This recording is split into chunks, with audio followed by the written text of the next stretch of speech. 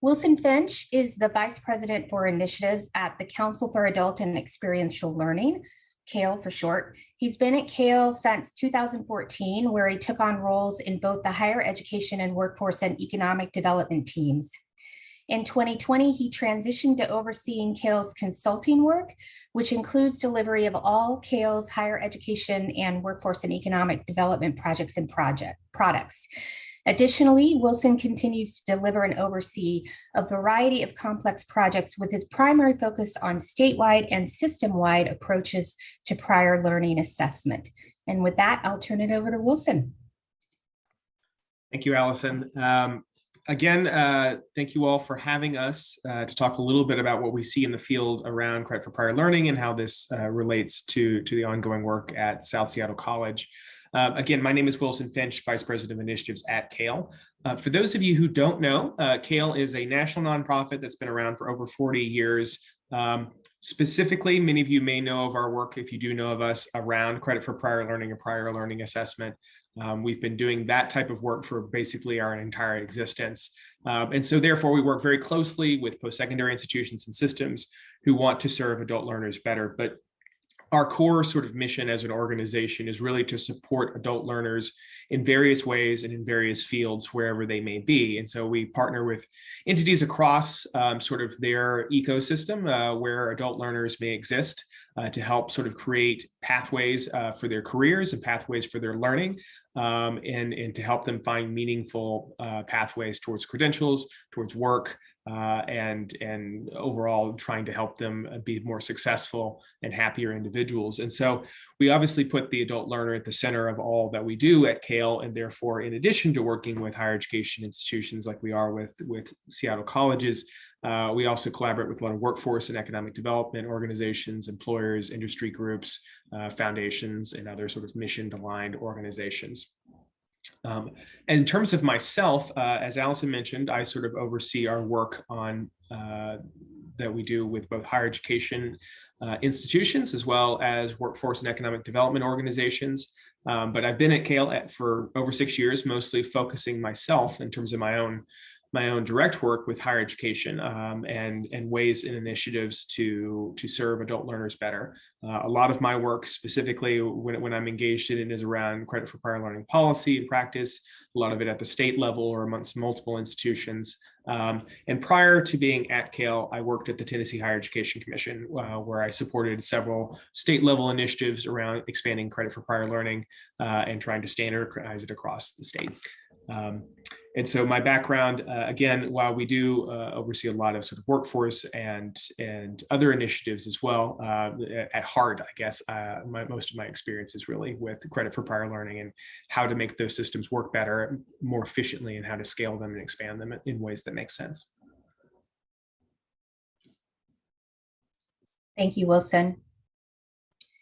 Next, I'm going to introduce Dr. Deborah Bragg.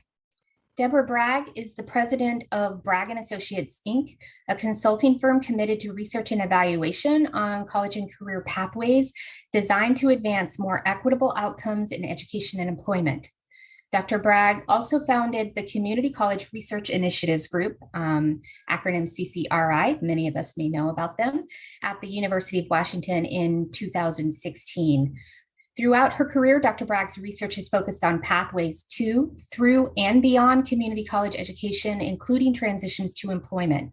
Her work in Washington continues to this day, even though she's joining us from Chicago today, including consulting with the Washington State Board of Community and Technical Colleges, Student Success Center, and National Science Foundation grants with several colleges. Dr. Bragg? Thank you so much for inviting me to be with you today. I looked over the list of participants and was excited to see several names and folks that I've enjoyed working with so much over the last several years. I think, when we were introduced, we talked about providing a broad perspective. So my perspective may be the most broad of this group, right? And probably the longest. I want to just share that I think in a way, when I started my career after getting my PhD many years ago. And doing my dissertation, I had no idea that basically what I studied is what I would study for the next 30 plus years. And I think you'll understand that I have a background in career and tech ed, and have been interested in career pathways and studied career pathways my entire career. My dissertation particularly looked at students who transitioned immediately after high school and students who delayed their transition until, from into college, really. And then I was interested very much in this idea that we had something called terminal education, that I found appalling, that as educators, we would continue to let something like terminal education and policies that create and sustain that idea of terminal education. It has bothered me my entire career. And I studied those students who overcame the odds and transferred to universities to get baccalaureate degrees. And at that time, really there were no what we know of today as community college baccalaureate degree granting institutions. The year I started and went to the University of Illinois and founded the Office of Community College Research and Leadership is really interesting, is 1989, a little over 30 years ago. And 1989 is the year we attribute the first community college baccalaureate degree granting institution at the University of West Virginia University, Parkersburg. So it's interesting that there's this parallel trajectory. As some of you know, I've studied community college baccalaureate degrees, the BAS in particular, since 2007. So it's been a long 14 years of research, really watching this whole initiative advance and evolve. And I continue that work, as some of you know, partnering with the Community College Baccalaureate Association in a brand new project that's super relevant. I wish we were done. We're just starting that work. A year from now, maybe we can repeat the panel, because we are inventorying all of the community college baccalaureate degree programs in the United States. We're now around 600 degree programs, and we're looking at what we're calling promising practices that are embedded in those programs, and credit for prior learning will be one of those practices. So we'll get a sense of how many of our degree programs are really attempting, to integrate credit for prior learning. Right now, I can't tell you that, except, just based on my own experience and knowledge, but I'm happy to share what I know. I do, and with respect to credit for prior learning, I do want to add that I did an extensive amount of evaluation of the TAC grants. And some of you may know that awful acronym from the Department of Labor, the Trade Adjustment Act programs. I evaluated 7 of those large national consortium grants, and also led a foundation-funded initiative called Transformative Change that included a whole evaluation component and provide a lot of technical assistance, particularly to the first 2 years. Many of those grants were attempting to implement credit for prior learning. And I'll be happy to tell you kind of how that went. It was a very mixed bag of success in terms of implementing those programs. So I have some observations, about that to share. So I'll just leave it at that, and super happy to be with you today and looking forward to our conversation. Thank you so much. Okay, moving on to Carrie Ingram. Carrie Ingram is the college coordinator and one of the many education advisors at Stone Education on Joint Base Lewis McChord, assisting schools in navigating military acronyms and supporting soldiers in their higher ed goals using their Army education benefits. Carrie serves as a reliable representative for the Military Life Cycle Division at JBLM, Stone Education, and Army MCOM. You might have to tell me what that acronym is. Service members, their families, and the military community continually supporting improved pathways for soldiers to maximize their military experience and education goals, utilizing their military education benefits. Carrie?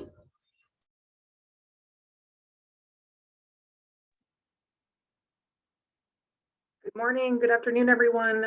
It is a privilege to be here. Thank you to Allison, Judy, and Steve for including the military perspective in on this credit for prior learning.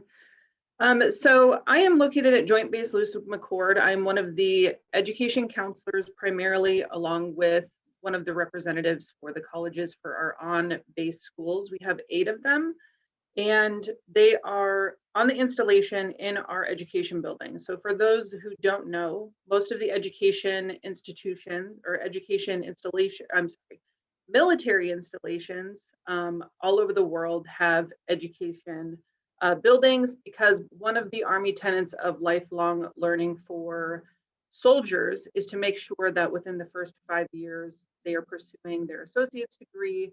Within the first 5 to 15 years, pursuing a bachelor's, and then they do have the opportunity to go all the way up to a master's degree, as well as credentialing and certificates.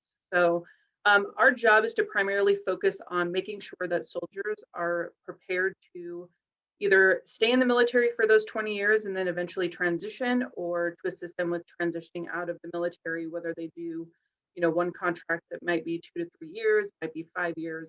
But our goal is to make sure that they are knowledgeable on the pathways of pursuing higher education goals, either with traditional degrees, or we also have credentialing assistance.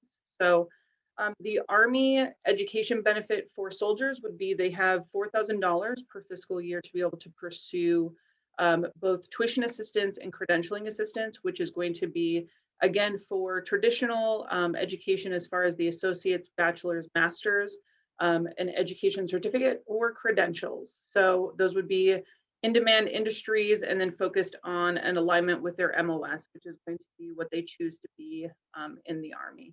I'm going to throw out a bunch of acronyms, so if you need me to explain further, please let me know. The Army does love an acronym, and sometimes it's a bit excessive. So along with all of the focusing on making sure that they understand the pathways to success as far as fulfilling the goals in higher education, we do focus on something called the Joint Services Transcript, which is going to be their training and education in the military, and how they can take that and use it for credits for prior learning or training. So we have a lot of education institutions here in the area that really focus on assisting soldiers with looking at that GST, evaluating it, and determining basically what they are equivalent to, in an education institution.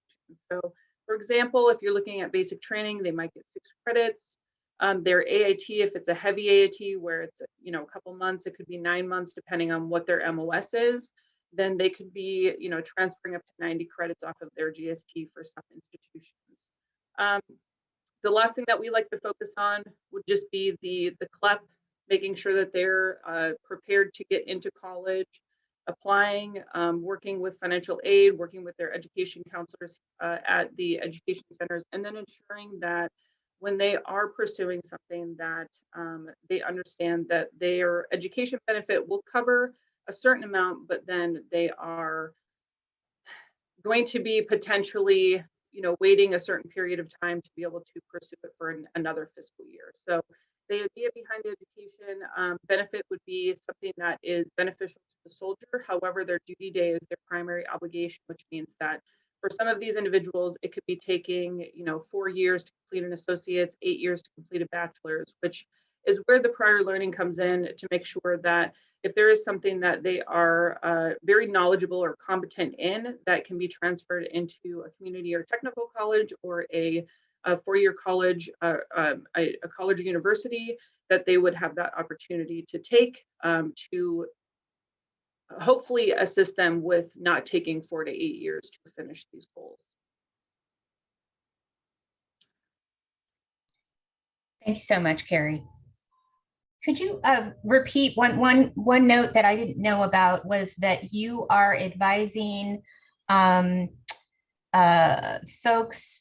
There's a goal where they get an associate's degree. If they're in for a period of years, they get an associate's degree within 5 years and a bachelor's within 10. Is that what you said? So the Army tenets is just regulations that assist with the soldier life cycle. The goal would be for any of the Army tenets, everyone is going to eventually leave the military, whether it's, 2 or 3 years or 20, it could be 30.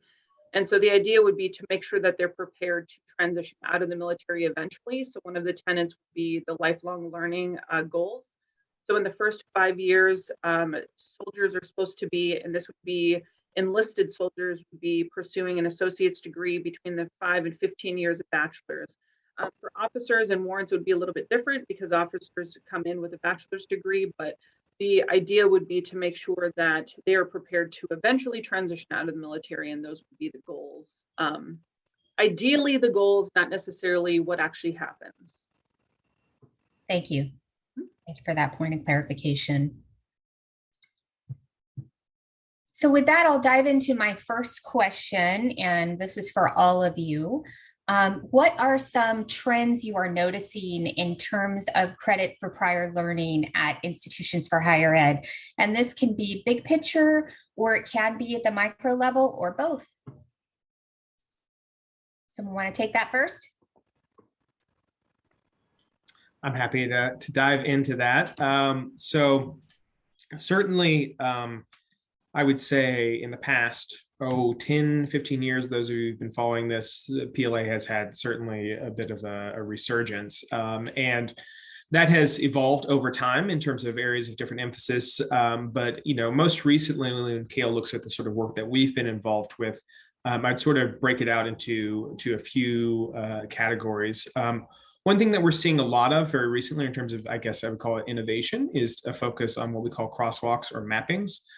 This is just a particular type of credit for prior learning assessment mechanism whereby some certain industry certifications, licensures, some sort of formalized training is directly evaluated by faculty members for matches to college courses.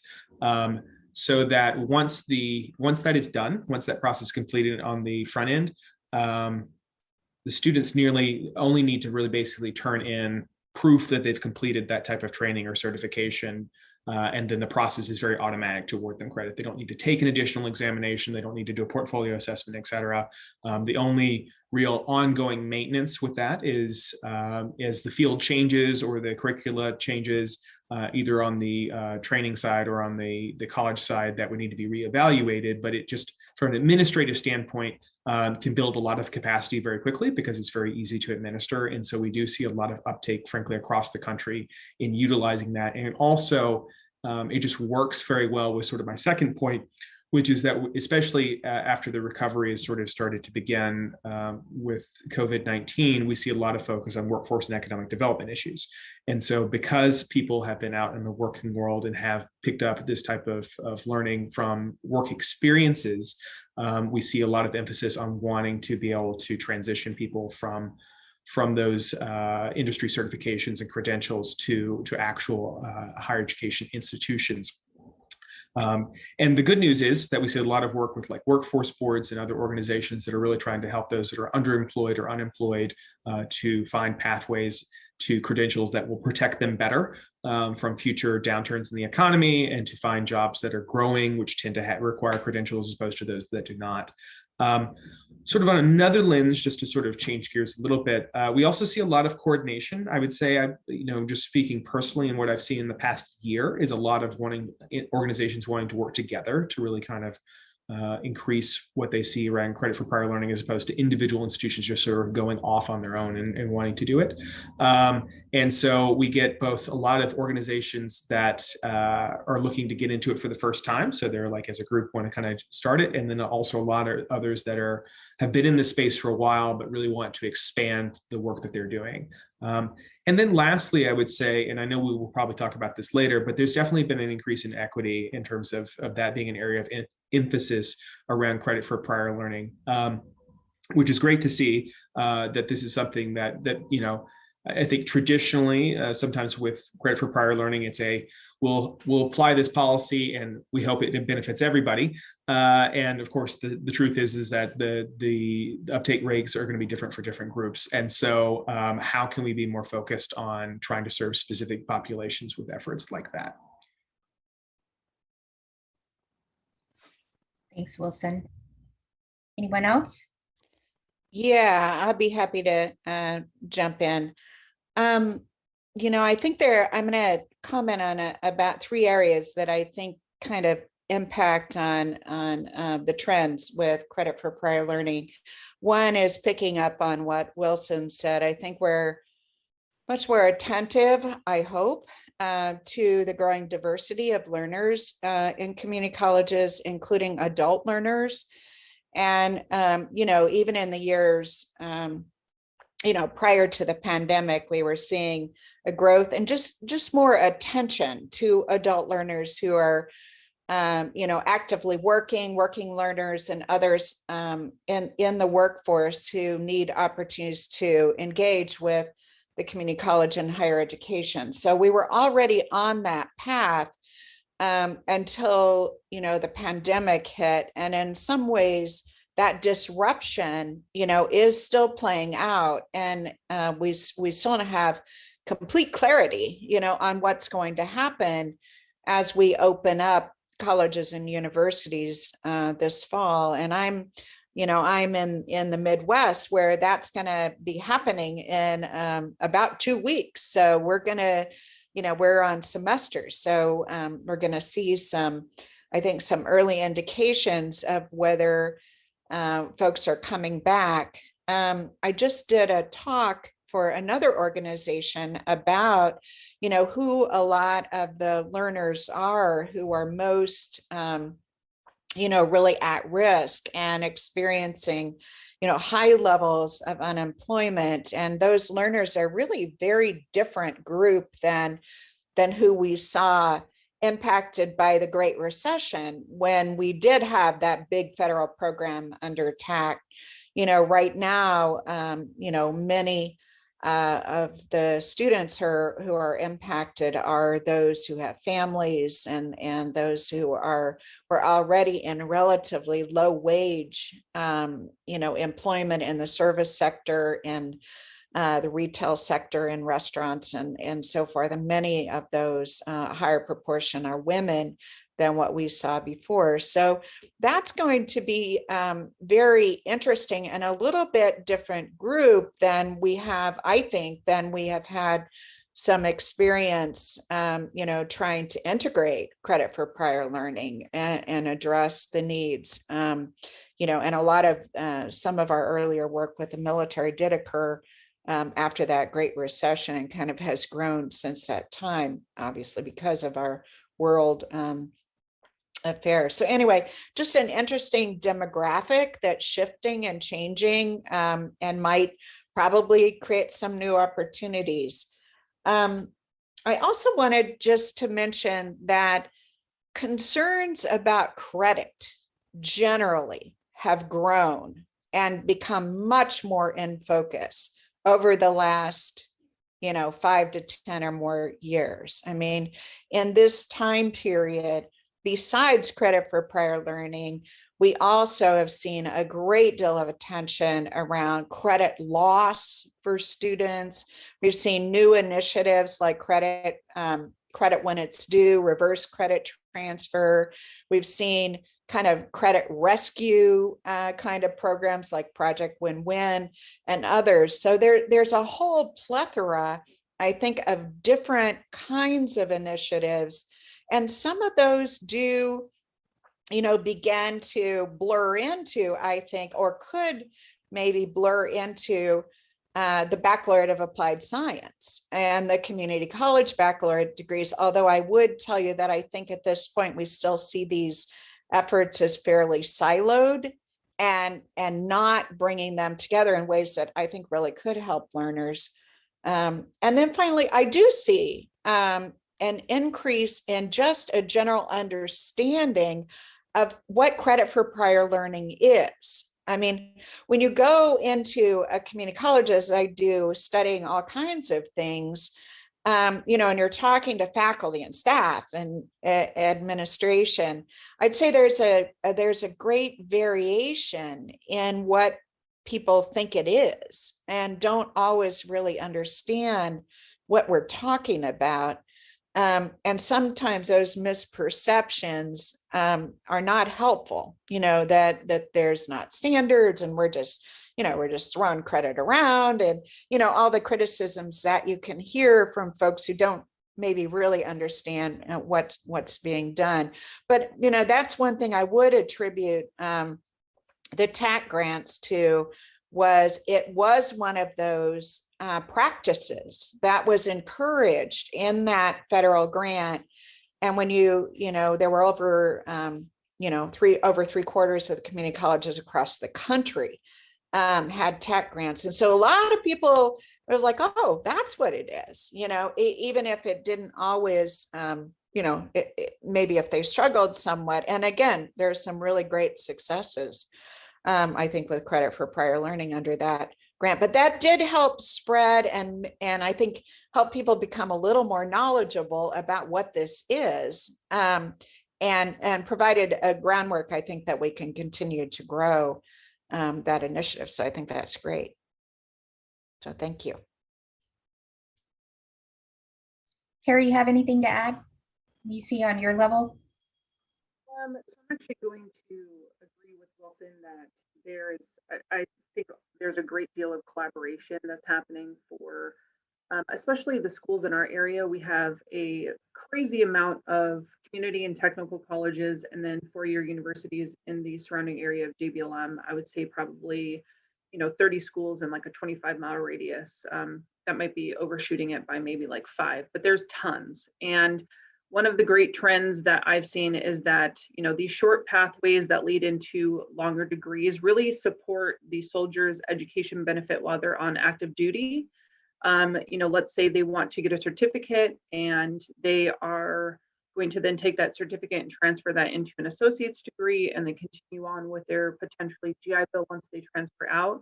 It's been really beneficial to have a bunch of different pathways. One thing I think is frustrating is that you have a lot of subject matter experts in the military that have the same type of training that, you know, a civilian would have, but it's almost like and I don't want to offend anybody, but it's like an arrogance of, if you did not receive this training at an education institution, that it's not as showing your competency as you would if you received that, you know, in some type of education institution. And that really is just not, I think, helpful to those who don't understand the military, and then for those who are in the military trying to, you know, receive PLA for, you know, let's say they're an auto mechanic or they, you know, work on airplanes and they know extensively everything that goes into the mechanics of an airplane. They can do so many things. They're not necessarily transferable into an education institution based off of whoever's doing an evaluation or whatever that school is, you know, requiring for evaluation. So I think there is a really good collaboration between the schools. I think there's 2,500 schools that have signed a DoD MOU to be able to use tuition assistance, and then credentialing assistance. There's not that many, but the credentialing assistance would be something where, again, short training certificates that are going to be in alignment with somebody's MOS, but then transferable into the civilian sector. I think that those are beneficial. And I would say that what we have seen is the trends for service members being able to pursue with both the tuition assistance and credentialing assistance, and then continue on with either getting credentials or using their GI Bill for some type of higher education opportunity, has been great. I feel like it's getting better. And then just the direct transfer agreements between schools. So Washington State has a lot of direct transfer agreements between you know, your college, your community and technical into your 4-year. And that is hugely beneficial, because if they've, you know, transferred in 30 credits off of their joint services transcript, they're not losing those credits based off of transferring into another institution. So that would be something that we've seen a lot of support on, and our schools have done a great job with that. Thank you. Carrie, you touched on one of the challenges that you see, and that was leading. It's a good segue into our next question, which is, although credit for prior learning has been around for many decades, few students actually take advantage of it. And the latest study called the PLA Boost shows just 4% of students at community colleges and only 2% if you exclude the military PLA credits. So in your view, what are some of the main challenges with student uptake on this opportunity? And anyone? So I would say that one of the biggest challenges is if you're not near a military installation, the population is so small compared to, going to a university that does not have a military population, that the school may not necessarily know how to evaluate a joint services transcript. They may not be able to evaluate the hands-on components where they can come in and they go into the shop and they go through all of the technical pieces of some type of credential and evaluating it in a way that is beneficial for individuals to be able to receive those credits. I think just the acknowledgement of every single school being autonomous to whatever process they have is very problematic in trying to do PLA, because most often every school is going to do it different. So there's not really any consistency in being able to have a service member go from one school to another. It might be that they're just not equipped with the understanding of what their education is based off of their military training. And so that, I think, is one of the biggest hurdles, is just having not necessarily clear pathways to utilize the GST outside of somebody evaluating it as a transcript. There's a lot more that goes into it than just the transcript evaluation piece. And so if you're not familiar with the military and you don't have set pathways for individuals to pursue, it could potentially be overlooked.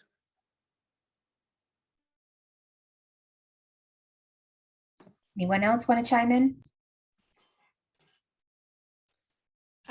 Well, I would just, I think, echo what Carrie is saying, maybe a little bit from what I see in the community college, from that environment. What I have observed is that institutions may adopt a policy or sort of a general, sort of governing rules around this, and then leave it to the faculty or the programs then to try to implement it, under that guidance. And what I see is that there's variation in which programs take it up and support it. But when faculty really do work together in a program, faculty and staff, and really think about the student populations that are coming in, like the military or other groups who maybe have work experience that that can really benefit, then this really works well. But when it's sort of left to this general, institutional level initiative, where you have many different, perspectives on whether the institution should be doing this or not, then it really makes it very difficult. So it has a lot to do. I really appreciate what Carrie's saying, is because I think when that program, says these are a student population that we are interested in recruiting, and we want to get to know those learners, and we really want to create an environment that allows them to come in and the processes to do that, then that's when it really works well from my perspective. And if I might just add to that, I think Carrie and Deborah are very correct. There's a lack of consistency, which makes it difficult for students to navigate the system. Frankly, it's hard for adults to navigate higher education in general, let alone something like this. And, that's if they know about it. I mean, honestly, the biggest problem I hear across the board is that nobody knows about credit for prior learning. And it's not just students who don't know about it, but you have staff and faculty who don't know about it. There's no marketing and outreach. Advisors don't talk to students about it. Admissions doesn't talk to students about it. It's just not a priority conversation to have. Those who have heard about it don't necessarily understand why there's value in carving out some of their precious time to talk about it. And if they do know anything about it, they probably don't know enough to feel comfortable and confident having those conversations with a student. So they just don't happen. And then everybody, there may be policies and procedures on the books that nobody's utilizing. There may be even a dedicated web page to it that nobody's looking at. They just kind of sit there because no one is engaging in it. And so when that happens, of course, if students even ask questions about it, which they frequently don't because they don't know enough to ask, then people can't give them straight answers. And so people give up. And I would say the overall problem here is that there is a misunderstanding of why this is worth my time to invest in it, whether you're a faculty member, a staff member, or a student. It just seems like another complicated thing you got to do.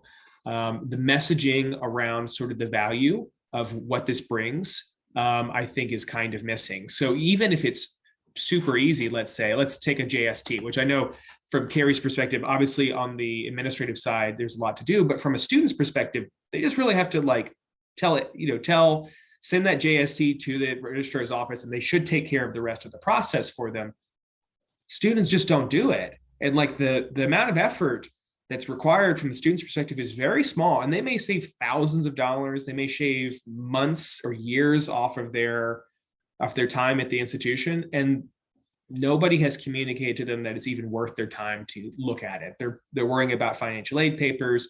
They're worrying about other activities that are required to get them through the school. And they're like, I don't know what that is, and I don't understand it, so I'm not going to pay attention to it. But I think it's true for faculty and staff as well. It's like, that seems like something else to do. I don't see why this is a priority. I don't really see the value.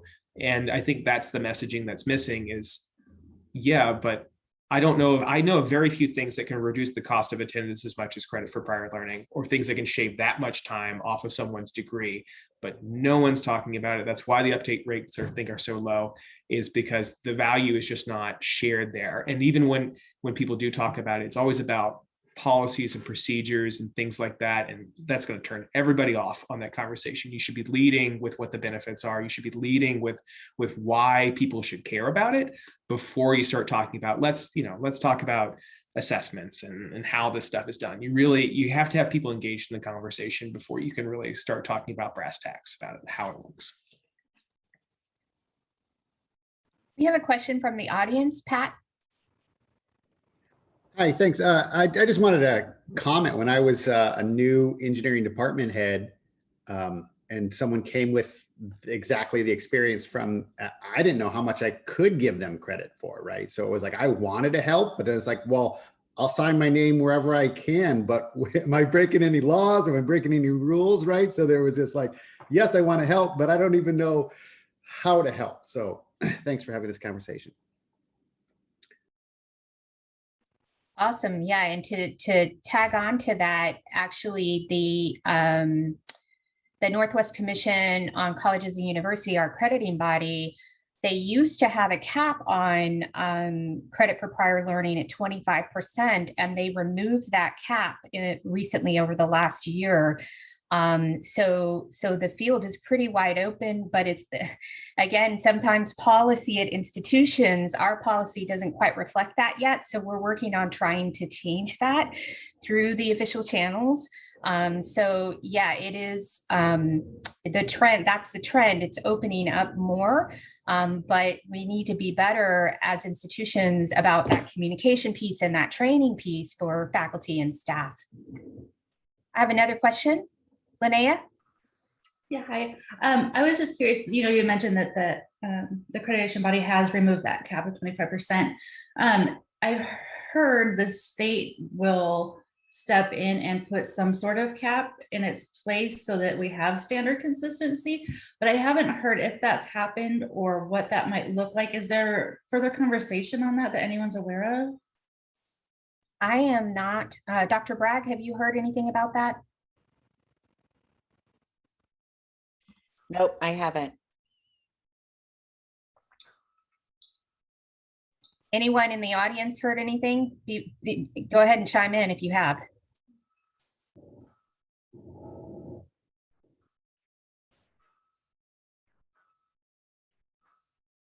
This is Judy. I mean, I know that it's being talked about at the Seattle colleges, but there's also some, the union is, getting involved, and there's, they have some issue with it. So, even though the accreditation commission approves, wants to lift it, there's, concern from the, union about it. Right. And to be clear, that's the faculty union. Yes. I have another question, Sai. Thanks. So I have a question for Dr. Bragg. So Dr. Bragg, in your study of best practices of the BAS programs across the country, have you come across any institution where they do this, where they look at this past learnings to converting to credits? Have they, have you noticed something where institutions do this very well? Like, I mean, as something caught your attention saying, oh, this institution has a good policy of how they consider these past learning and convert that into course credits. Thank you.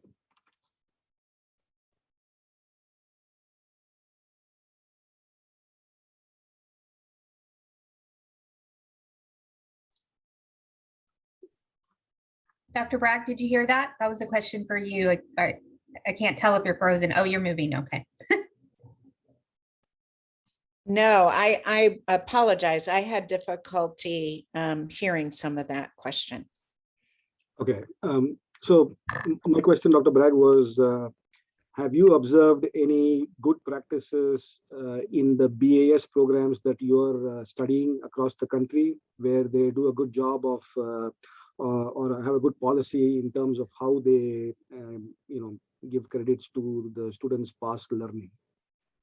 Thank you. Yeah, well, one thing, so this will be a focus of the research that we're starting now. So as I said, I can probably share a lot more in a year from now, but one thing I do want to point out is states vary quite a bit in how much they require the students entering a BAS program to have already completed the associate degree. And some states are a little more rigid about that than Washington is. And, I know in Washington that the intention is that students, as you pointed out, Allison, are very close, or, they're on the cusp if they don't have that. So we can help them get those credits. But over time, I do know, because of some of my work in Washington with some of the colleges, that we are seeing students, as you pointed out, Allison, that are interested in programs who do have quite a lot of experience and without that. So I have seen colleges, in Washington State who are, I think, increasingly interested. So I think your seminar is perfect timing, and probably with the computer science BS program on the cusp of, taking hold in the state, that this will, I think, will be a really important conversation, because that is potentially a pathway that's built from the beginning through to the baccalaureate. So a little bit different accelerated pathway. But I apologize, I don't know as much as I'd like to know, and I'll be very happy to share with you as our research unfolds. Thank you. Do I have any more questions from the audience? I do have a final question for the panelists, but I'd rather hear from the audience.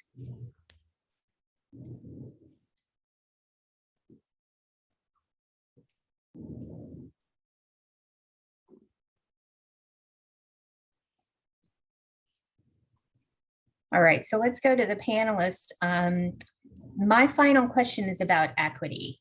The PLA boost, the report I mentioned before, which was sponsored by Kale and Witchy, and I put a link in the chat for that, studied 72 institutions granting PLA. And according to this study, and based on what I myself have seen and data we collected through our BAS program at South Seattle College, the evidence shows that PLA increases student completion, saves them money, and speeds time to degree. So that's getting to that value proposition that Wilson's talking about. In addition, PLA students were more likely to complete college credentials than non-PLA students. And this was true for adult students of all races, ethnicities, and income levels. The study also claims that PLA has a strong potential to be a tool for closing equity gaps in post-secondary achievement, provided it's made more accessible to students who could benefit the most. So in what ways can PLA be used as a tool to close equity gaps for the panelists? Maybe I'll just have a brief answer, and that is, I think everything you shared, Allison, is so important. And as you pointed out, Wilson, we need more people to know this and know the potential. When I put on my research hat, what I would strongly recommend is that we gather the data and we continue to look to ensure that those outcomes are distributed equitably among the many populations that we're serving. Because it sounds great, and I my data are fairly positive too along this line as an evaluator, but we really need the results. We really need to show that this has a potential, and we need to continue to monitor, because our systems are not equal. They're not equitable. And there's always the possibility, that we don't know who is not benefiting, and we need to know. So that's my recommendation, is let's make sure our data support, what we're hoping we see. I would just add to that, PLA, I think, has a very powerful ability to support those who are coming into higher education from very non-traditional routes.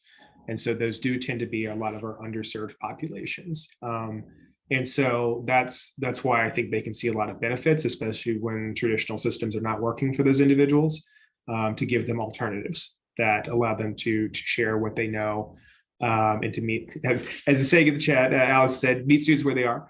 And I think it has a lot of value to do that. And, in the PLA Boost study, I think one of the things that's notable is that, there's also variation in terms of how beneficial it is to students. Obviously, as Allison mentioned, across the board, there is value in terms of completion rates and other benefits around credit for prior learning.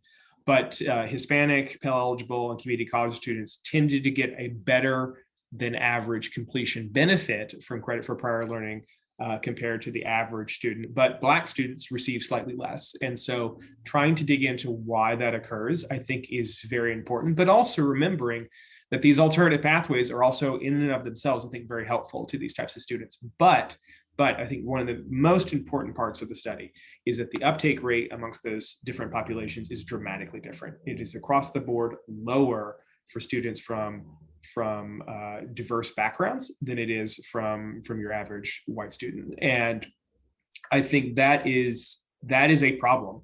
Obviously, if the only people who know how to use all the ins and outs and cool ways to work within higher education to get through it as quickly as possible are students who are already kind of well served, maybe they're have parents or family members who've gone through higher education who can advise them on what to look for and what to do. Like, that shouldn't be the case. And if those uptake rates are low amongst those students, why? Especially if it's not because the outcomes are worse for them.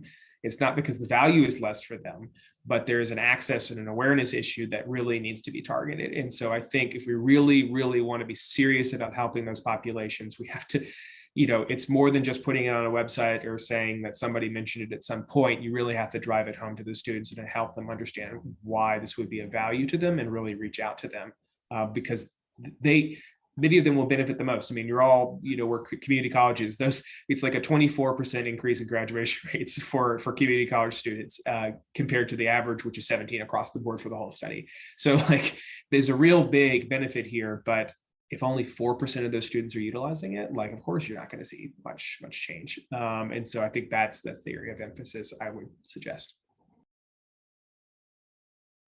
With that, we are at time. Thank you so very much to all the panelists for joining us today from different parts of the country. Wilson's coming from Tennessee, Deborah from Chicago, and Carrie from our own backyard in Tacoma. Thank you so much. It's great panel this morning. Appreciate you. And I will turn it over. I believe I'm turning it over to Steve or Judy. Thank you, Allison. Thank you so much, Carrie, Wilson, Deborah, and Allison, for a fantastic panel. Your comments and your insight, really appreciate it.